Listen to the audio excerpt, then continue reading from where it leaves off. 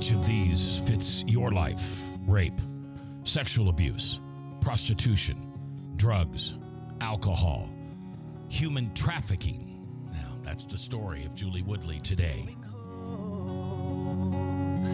Open my heart to sing, taking the darkness inside, revealing your light, restoring hope. Open my eyes to see the world through different eyes, revealing your light, restoring hope. They, whoever they are, say that God will not give you more than you can handle. I don't know if that's a biblical statement, but I know it's something we rely on as Christians to get us through some of the most darkest and most difficult times.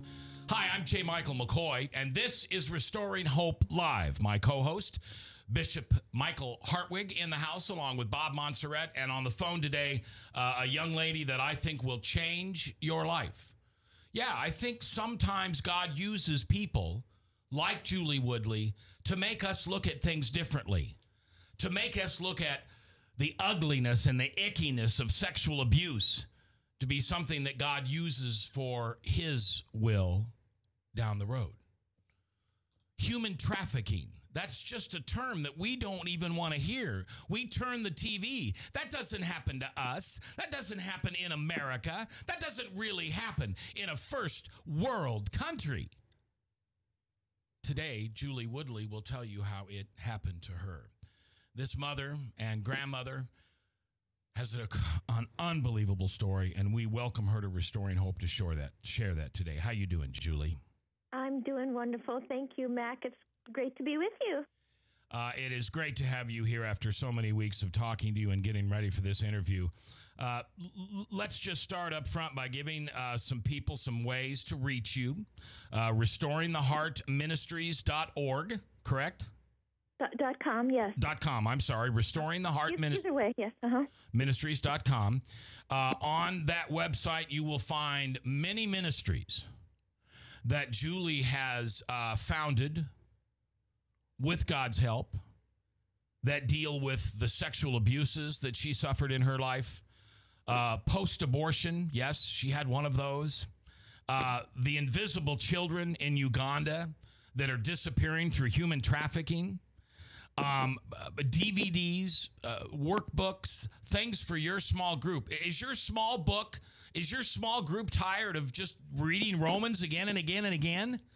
Well, maybe this DVD, one of these DVDs, one of these programs from her ministry, RestoringTheHeartMinistries.com, can help you understand better what happens on the dark side of this planet we call home. Julie, let's start from the beginning. Where were you born and raised? I was born in the mountains of Montana, a beautiful place to be born. Nature's awesome there at the foot of the Rockies. Sounds like what I want to wake up to every morning. Mm-hmm. Yeah. Well, outside, yes, it was awesome, but inside there was an awful lot of pain happening. Yeah, tell me what it was like. Now, did you have other siblings? I had one sibling, yes, and there was just a lot of physical abuse, emotional abuse, things that really have an impact. You're stupid, you're ugly, you'll never amount to anything. When my father was in a rage, he would take it out on me. So I just was kind of a punching bag. And then when I was my first memory that I have of sexual abuse was before kindergarten. So I was quite young when he began to sexually abuse me. Was he an alcoholic? No, he was not. Was he a Christian? Did he think he was? Well, I thought because he went to church on Sunday that that there was something good happening, although before we went to church, he would always, slap me across the face and tell me to smile, kind of pretend. And there's a lot of pretending. I was from a quite rich family, very prominent in the community. He owned streets, businesses, a lake, very, very wealthy. So I had to really hide behind a mask that everything was okay. because he would threaten me if I told anybody about what was happening. So he would threaten me with a gun. He would threaten me with my life. Where did his pain come from? Where did his pain come from? Yeah. What made hurt people hurt people? Where was his pain that he felt he needed to treat people like this? Well, I think he was very much of a narcissist. Okay. I think he was really full of himself, and he just had a lot of power and control, and just a lot of hatred in him. And what about your mom? Where did her pain come from? Or how was she in the picture? Was she did she help him do this? Did she run away and cry when this happened? What No, did she enable him? She pretty much enabled him. She would. I think she was kind of jealous of me, or threatened by me, or something, which makes no sense to me as a mother. But I was this cute little red-haired girl and had a lot of spunk, and she didn't like me, and so she allowed it to happen. And Julie, this is enabled it. Julie, this is Mike Hartwig. Any brothers, sisters, did they get caught up in all this too? I had a brother, and yes, he was also sexually abused by my father, and also very, very physically abused. So he was abused, and then did he get abusive with you? To me, yes. He started sexually abusing me as well. Your brother? Yeah. My brother, yes. All right, I want to wrap up this part real quick, but any relationships with these three people today, or are they passed away, or they're just, tell me where they're at now? My father died about 1.5 years ago. Carrying the secret, would never, ever admit what had happened. My brother is still alive. I don't have much relationship with him. I did not ever want to bring him around my children. He's very sexually addicted and felt like he would act that out with them. I've recently reconnected with my mother, and she did not want to have anything to do with me. I think I carried the secrets, and she pretty much pretended I didn't exist, but I have really felt God calling me to come back into her life. She's in her 70s, and really want to come back and just love her, just forgive and love and help her through the end of her days. So I just 2 days ago, I just got back from Montana visiting her. Good. Now, did you and your father ever reconcile, or did he pass on with no reconciliation? No, he chose not to reconcile, and I continued to reach out to him and felt really called to forgive and restore that relationship, but he really didn't want to have anything to do with it. When you heard the news that he had passed through, what was the emotion that you felt? Were you relieved? Were you sad? Were you glad? Were you? Because God had done so much work in me. It's kind of that's a good question. I felt nothing, and I'm an emotional person. I felt absolutely nothing. Just, you didn't feel empty. You felt nothing. No, I felt absolutely nothing. Yeah. Which I've run that by other people that fathers have died that sexually abused them, and they pretty much felt the same way. Yeah. I had tried for so many years to offer forgiveness and love, and he would not receive it. So I felt like God really called me to do my part. Yeah. And you did your part. We've spoken on this show, Dr. Hartwig, to many people who were in Julie's place, and they say the same thing. They just don't feel anything. Right. They don't feel bad. They don't feel glad. They don't feel relieved. Yeah. It doesn't matter. Yeah. There's a distance that happens naturally. Yeah. I think that's by God's design. And that's a healthy sign, too, I think. Yeah, it is a healthy sign. Yeah. All right, Julia, we're going to take our first break here. When we come back, I want you to talk to me a little bit about how you got into human trafficking and how you ended up with an unwanted pregnancy and your decision for abortion, and just continue to share God's love within your story with our listeners here on RestoringHopeLive.com. I'm J. Michael McCoy. If I haven't told you lately, thanks for listening. Love this job. Couldn't do it without you. Powered by WebcastOneLive.com. Good things come in threes. You meet your soulmate, you get married, you have your first child together. Good things do come in threes. And Take Shape for Life is no exception. Your free personal health coach, a professional weight loss coach, the Medifast 5-in-1 plan for healthy weight loss, and the Habits of Health system for a lifetime of good health are three of the best gifts you can give yourself. Together, they lead to the healthy weight control that helps you take shape for life. Lose weight safely and quickly with the Medifast 5-in-1 plan, featuring medically formulated, nutritious, and delicious meal replacements by Medifast. You'll choose 5 Medifast meals each day, one every 2 to 3 hours. Because you eat frequently, you're never hungry, and your metabolism stays revved. Many of the Medifast meals are portable, so you can fit this diet into even the busiest lifestyle. You also get one lean and green meal to eat at the time that works best for you. For the lean, you'll have lean protein. The green is servings of low glycemic vegetables.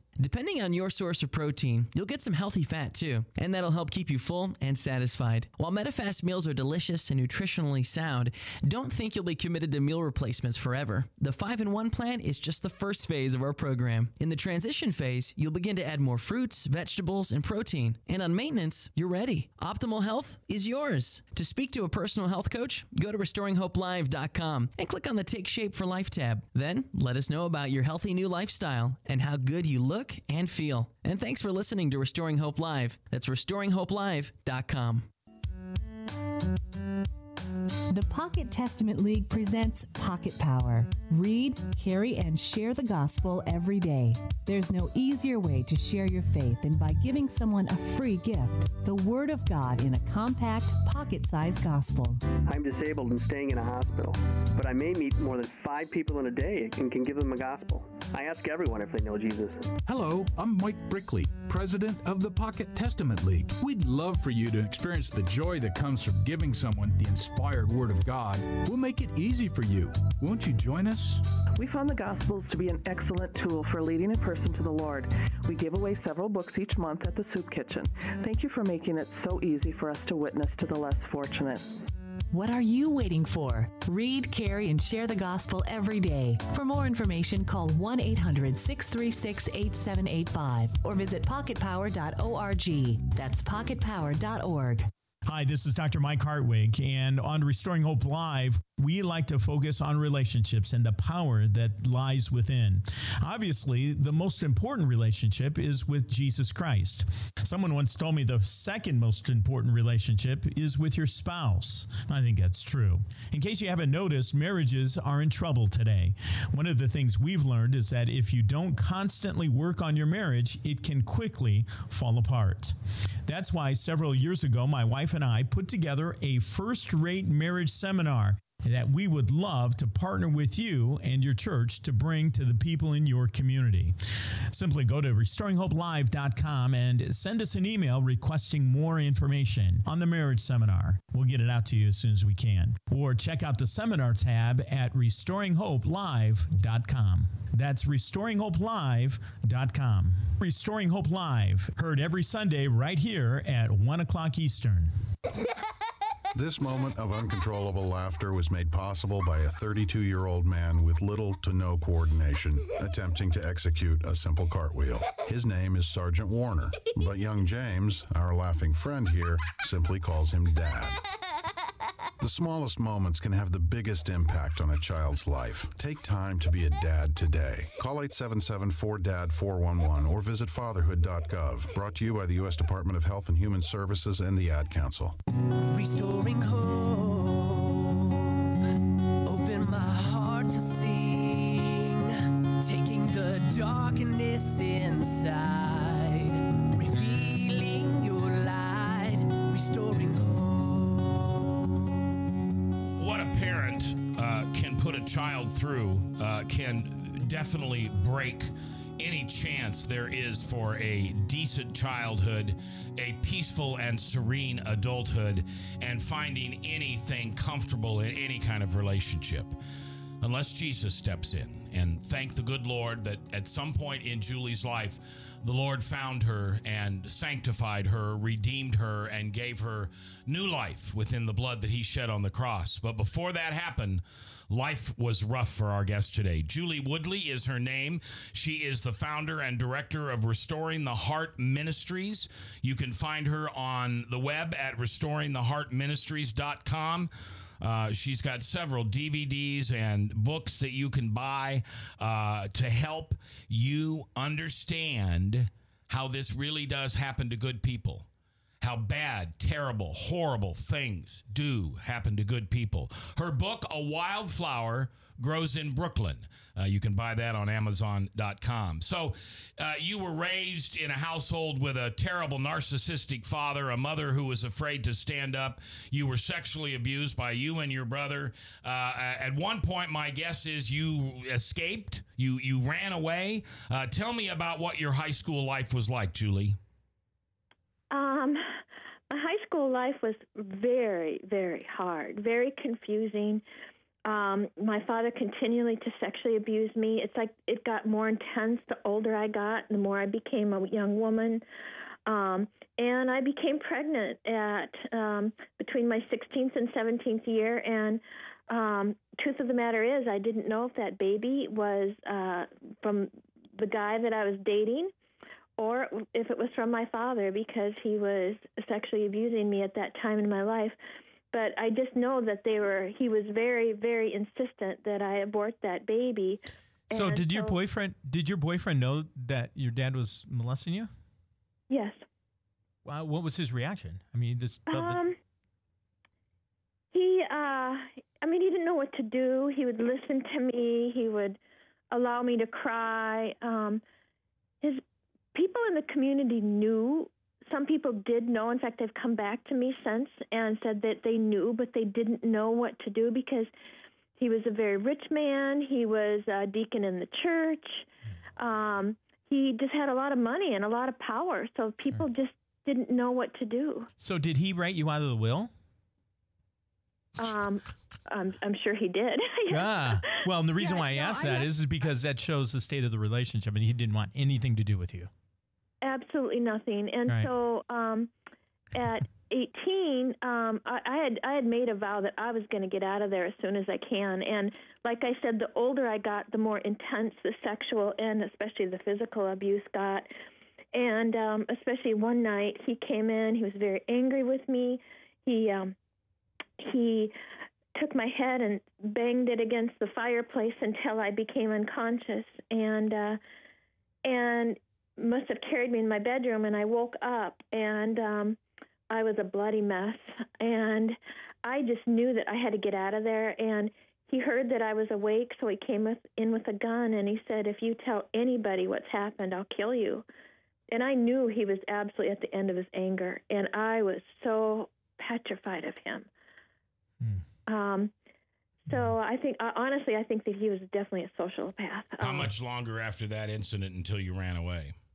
That night, I just clung on, and I made a vow at that time that I was going to wait 2 hours until everyone was sound asleep, and I watched the clock, and that I was going to leave and never come back. So I did. So I didn't even have a chance to pack a bag or anything or put my boots on. It was in the middle of spring runoff in the Rockies, so there was all this mud coming down the mountains. But I crawled out my window and I left that home.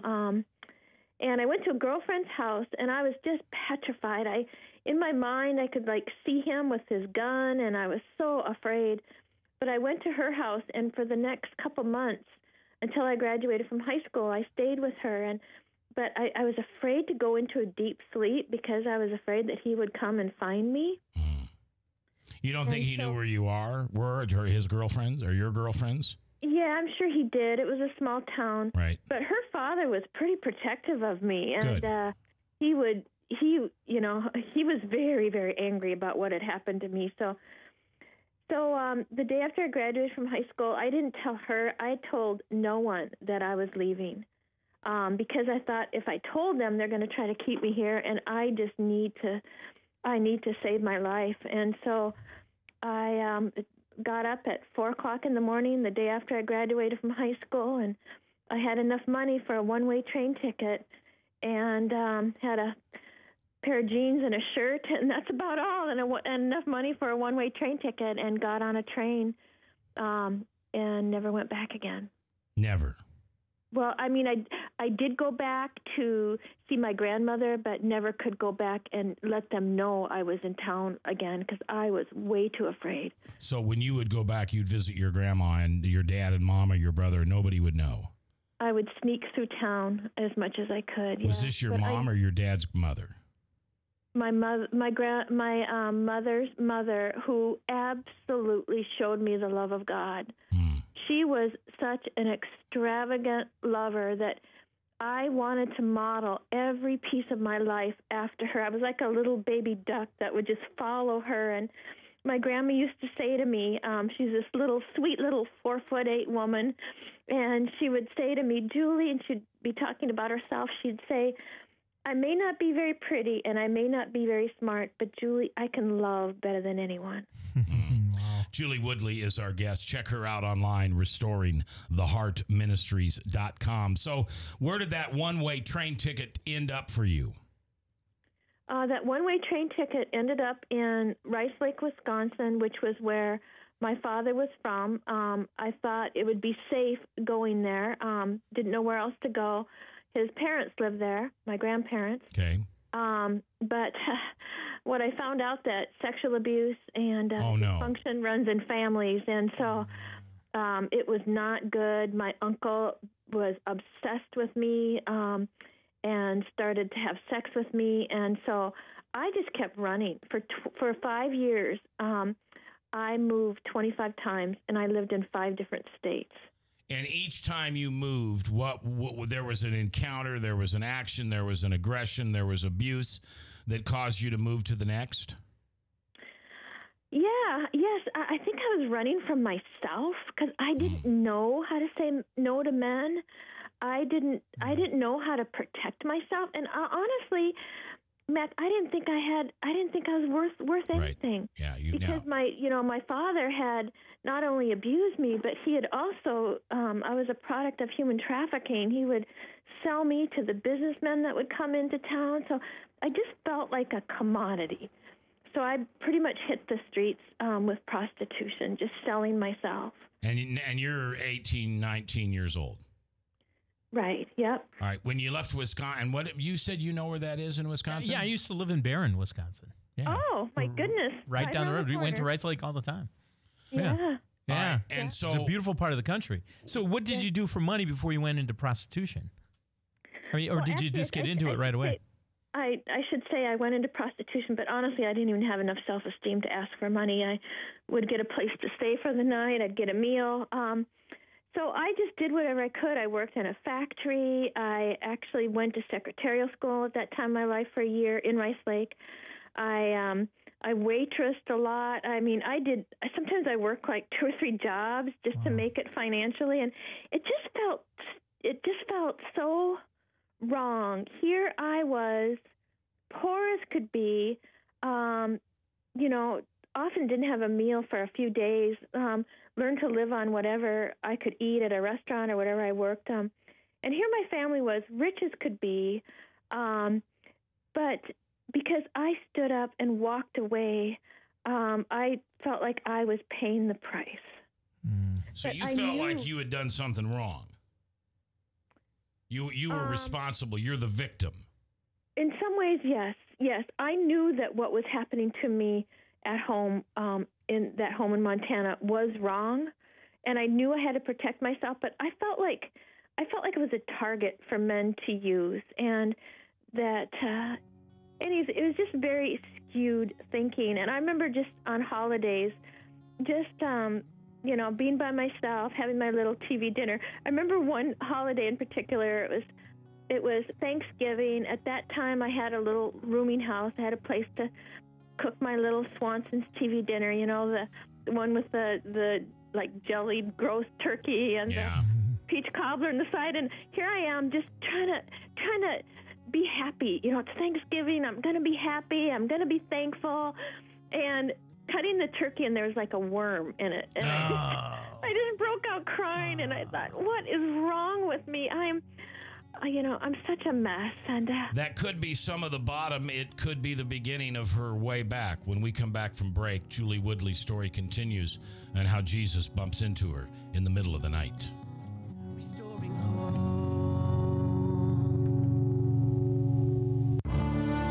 I'm in almost every school blessing classroom. I go to school with your children. We say the Pledge of Allegiance together. You see me around the neighborhood, and you tell me that I'm a pretty good kid. Well, I'm one out of every 5 children in America, and I'm struggling with hunger. This problem is closer than you think. My teacher tells me we can grow up to be whatever we want. I want to grow up to be someone who doesn't go to bed hungry. There's enough food in this country to feed everybody. Please visit feedingamerica.org today and find your local food bank for ways to help. Every dollar you donate helps provide 8 meals for kids like me, quietly struggling with hunger. Together, we are Feeding America, brought to you by Feeding America and the Ad Council. This moment of uncontrollable laughter was made possible by a 32-year-old man with little to no coordination attempting to execute a simple cartwheel. His name is Sergeant Warner, but young James, our laughing friend here, simply calls him Dad. The smallest moments can have the biggest impact on a child's life. Take time to be a dad today. Call 877-4DAD-411 or visit fatherhood.gov. Brought to you by the U.S. Department of Health and Human Services and the Ad Council. The Pocket Testament League presents Pocket Power. Read, carry, and share the gospel every day. If you've ever failed to share your faith because you just didn't know what words to use, then carry the word with you. I include these Pocket Testaments in our visitor folders at church, or I give them out on home visitations, or I leave them in public places such as gas stations, malls, stores, rest areas. Hello, this is Mike Brickley, president of the Pocket Testament League. Reading the Bible every day is so easy when you always have it with you. You won't even need a backpack. You can carry one right in your pocket. What are you waiting for? I witness to people with tracts, but also leave them with the Word of God for them to read for themselves. I'm going to let my people at Fellowship know about the Pocket Power Ministry. Thank you for your work in God's kingdom. What are you waiting for? Read, carry, and share the gospel every day. For more information, call 1-800-636-8785 or visit pocketpower.org. That's pocketpower.org. Every day I wake up at 5 to give Dad his medicine. Every day I wake up at 5 to give Dad his medicine. At 6 I make his breakfast. Every day I wake up at 5 to give Dad his medicine. At 6 I make his breakfast. At 7 I shower. Every day I wake up. For those caring for a loved one, we hear you. That's why AARP created a community to help us better care for ourselves and the ones we love. Visit aarp.org/caregiving. Brought to you by AARP and the Ad Council. Here's Dan Celia with today's Stewardship Moment. In Isaiah 55, God makes it clear that His word does not go forth and come back void or empty. He says this, "But I shall accomplish that which I purpose. I shall succeed in the things for which I sent it." Listen, I don't know about you, but I have never found a place in all of Scripture that when God spoke, nothing happened. Listen, whenever Jesus spoke, it came to pass. In my life, whether it was destruction, healing, or love, something happened when God spoke. When you read the Bible or pray, listen to what God has to say about His will for your life. You've just heard a Stewardship Moment with Dan Celia of Financial Issues Ministry, helping you plan, give, and invest wisely. For more information, log on to financialissues.org. That's financialissues.org. Restoring hope, open my heart to sing, taking the darkness inside, revealing your light, restoring hope. After years of physical, sexual, and emotional abuse, prostitution, one abortion, Julie Woodley is at the end of her rope. Alone, trying to find where she fits in this world and what God's purpose for her life is. Excuse me. she begins to seek him. Now, were you raised in a church, Julie? I mean, did you go to church in Sunday school and you were confirmed and baptized? I was raised in the Catholic Church, and I really, really wanted to know who God was, but it was confusing because it was in Latin, and I didn't have a voice to speak out. I wanted to tell someone, one of the nuns or the priest, about being abused, and I did actually tell the priest, and he just pretty much ignored it and said, your father gives a lot of money to the community, and or to our church, and I just don't believe it. So I had no voice, but yes, I did go to church, and actually I just wanted to correct you. I had 2 abortions, and I also worked when I was before I went to college. I worked part-time for Planned Parenthood. I was one of their spokespeople that was really excited as a spokesperson to talk about how women could be free from their unwanted pregnancies. Wow. Yeah. All right. So when did you meet Jesus? I had an incredible conversion. Actually, I was really crying out to God and not knowing how to reach him. But make a long story short, my closest friend... you don't need to make the long story short. We've got 20 minutes. Oh, okay, good. Okay, well, this is important, so thank you. At this point in my life, I was really into partying. I mean, really hard partying. How old were you? How old were you? I was 22 at that point. Okay. And I had a really good friend. Her name was Becky, and she would always, when we'd go on these parties together, she would grab my face and she would look at me deep in my eyes and she'd say, "We're looking for something." And I'm like, "Oh, yeah, right, Becky. And, let's go find another guy. Let's go find another drug. Let's go find another party." But at this time of my life, I really hit rock bottom because Becky, my closest, dearest friend, was murdered. And actually in Madison, Wisconsin, she had been at a party. I wasn't at that party, but she was at a party, and someone had murdered her. And I hit rock bottom 100%. I remember going to her funeral and just hysterical. And we thought we would do what Becky would like to honor her, and we had a great big kegger on her graveside. And I came home from that funeral and just would go from church to church, just pleading and knocking on the door, trying to get into the church, trying to find God.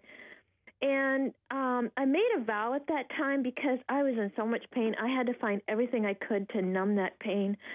So I made a vow at that time in my life that I was going to find a different man and a bottle every night. And I did that for about a year, was just on a downward spiral. And one night I didn't have a bottle and I didn't have a man, but I did have a place to stay that night, a little rooming house. And I hit my pain full force, and I just started to weep and cry and have all these flashbacks from the abuse and my sexual lifestyle. At that point, I'd probably slept with about 100 men, and I just hit my pain full force. And this was a special night when I was going to take my life, and I had the bottle of pills there, planned it all, and I was digging my fingernails into my hands till my hands just bled, and just said, "Please, God, help me." And finally, I just sobbed and sobbed. I took that bottle of pills, I threw them in the waste paper basket, and fell back on my bed and fell asleep, and fell asleep from sobbing. And in the middle of the night, I heard a voice. And the voice said, "I love you." And it got loud and persistent, and it got so loud that it woke me up. Julie, I'm sorry. I need to ask you a question. Had you ever heard that voice before? Never. Let me back up. Can I ask a question, too, about the girls? This felt like a disconnect. So every night before you went out partying, a friend of yours would grab your face and say, "We're looking for something"? Yeah, we're looking for something, she would say, Becky. Becky, and she's the one that got murdered. She's the one that got murdered, yes. Ah, okay. And so you were looking for something. You wasn't sure what it was, but you just were looking for something. We were looking for something together, yes. Wow. Yeah. Okay. And take me back to talking about Becky after okay. I finish. All right. Right. Because I have something exciting to tell you about that. Okay. But anyway, so, you know, I fall back on my bed, fall asleep, and I hear this voice. And no, I'd never heard voices before. I knew I wasn't schizophrenic. But that voice was so persistent, so filled with love, that it woke me right up. And in the middle of the night, wide awake, I heard this voice, and I just felt this incredible hot love just run right through me as it continued to say, I love you. And you knew it was true. I knew to this day, I know that was the most true thing I had ever heard in my life. And still since then, it's the most true thing there ever was. And I knew it was true. I knew it was profound. And I knew I had to find out who or what could ever love me. And, you know, I felt like the chief of sinners, you know, abortions, talking other people into having abortions, prostitution, used by men. I felt like the worst person there ever was, but I knew that someone out there loved me. Did you think it was the voice of God? I didn't know at that point. All I knew was that it was passionate, and I had to find out who it was. But did you think it could be a physical human being? I didn't know. Okay. I don't think I heard a physical human being speaking to me, but I knew it was something out there. I just couldn't put my finger on it. So what did you do to... I was going to spend 2 years. I spent 2 years looking for that voice. And what happened in 2 years? Oh, I started to better myself. I decided that I was going to not go into the prostitution anymore, that I was going to get an education. So I was trying to pull myself up with all the energy I had left in me. And at that point in my life, I went to the University of Minnesota, and I had like 3 jobs to put my way through college. Worked in a hamburger restaurant where I like organize all the drug parties, but I was walking down the mall at the University of Minnesota from job to job, class to class, and this young woman started talking to me, and she was really bubbly and bouncy, and she just started talking about God. Hi, my name's Michelle, and I'm a Christian, and what's your name? And you know, I was so intrigued by her, but I honestly, at that point, I was sick of Christians. I felt like they were hypocrites. I didn't trust them. I felt like I was a project for them to kind of save. And but I was very interested in her, and I felt like I could trust her. Could you? Yes, I could. Yes, that night she asked me to come to a Bible study, so I thought, oh, gag, that's what the Christian study is, the Bible, but I want to get to know her. So I walked across campus with like my halter top and my tight jeans, the only clothes I had, and walked into this Bible study, and I was so blown away. Just with the love in that room, men and women hugging each other, but it wasn't sexual. It was just filled with love.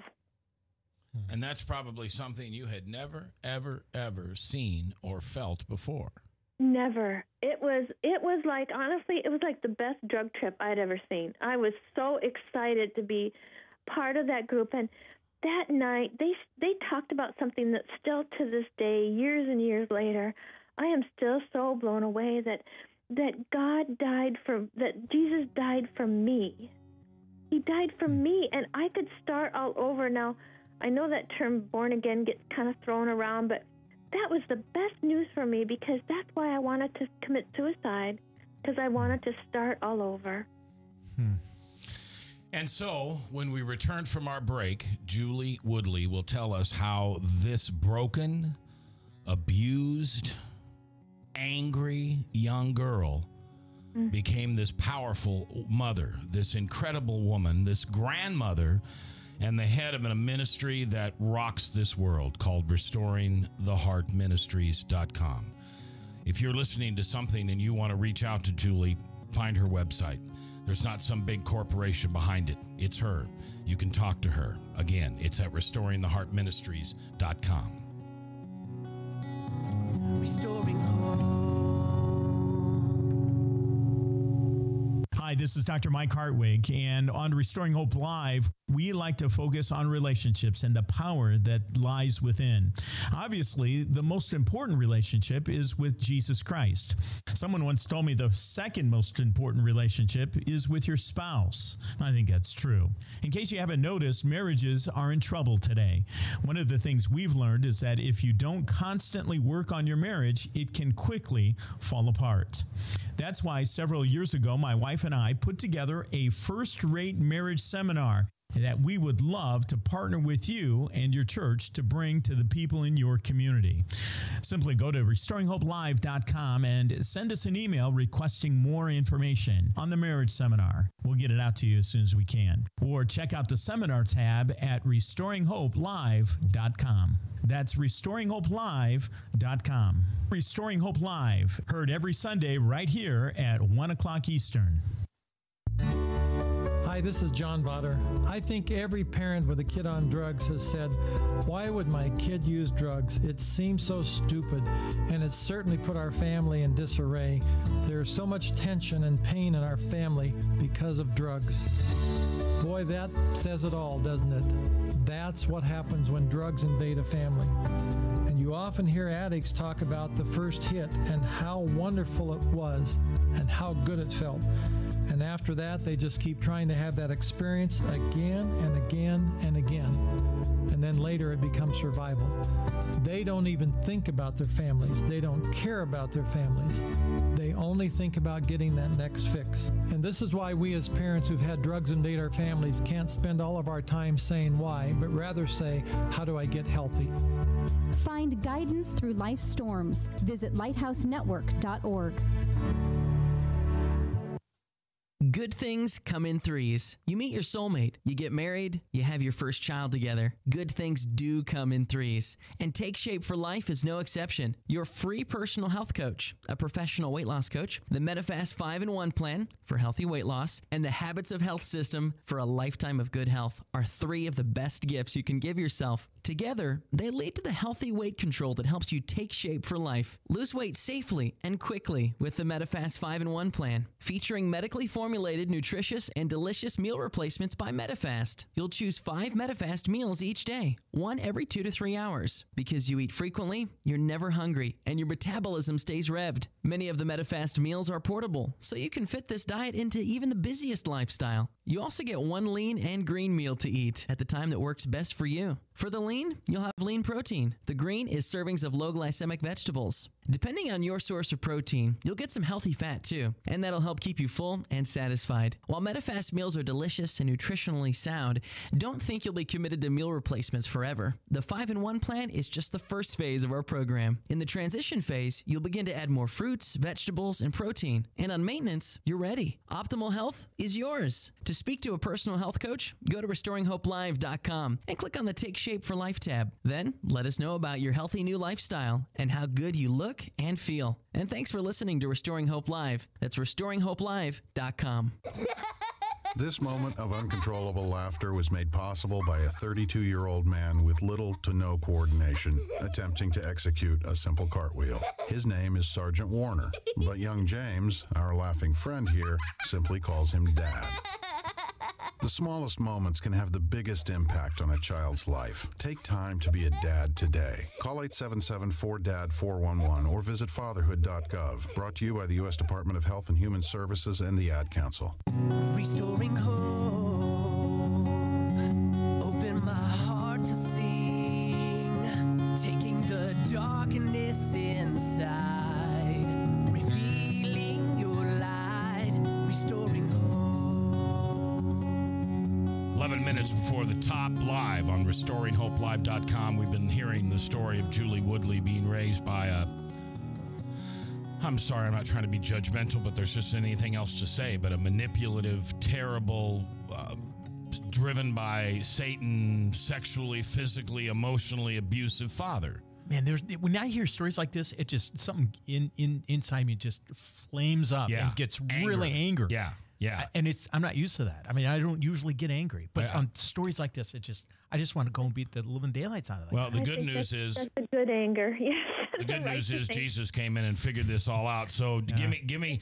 We're here in the last segment of our program, and I want you to share with us the story of Becky a little bit too. But tell me when it was you knew you were new in the Lord, when you were born again, if that's the phrase you want to use.